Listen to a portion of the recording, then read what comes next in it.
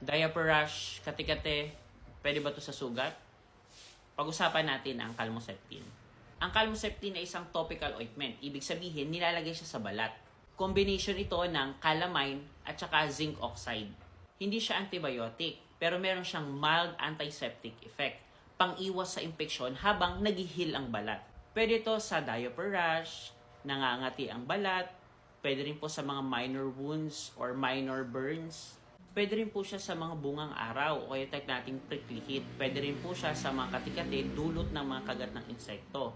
Pwede rin po siya sa mga irritation dahil sa pawis tulad dun sa kilikili, sa singit o kaya sa underboobs. Basta intact ang balat, pwede siyang gamitin. Pero kung may open wound o kaya merong malalim na sugat, hindi siya pwedeng gamitin. Mas better pa din yung proper wound care. Linisin muna ang balat bago to ipahid. Manipis lang ang lagay, hindi kailangan ng makapal. At syempre, hindi to iniinom ha, ito po ay topical. Ibig sabihin, pamahid lamang sa balat. Kung may allergy or lumala yung kondisyon ng balat mo, stop nyo po agad ang paggamit ng Calmoseptine. Magpakonsulta po kayo agad sa doktor. Ang Calmoseptine ay pampagaan ng sintomas natin. Hindi po siya miracle cream.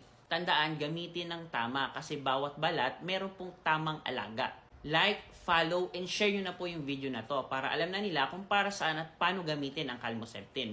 Yun lamang. Maraming salamat.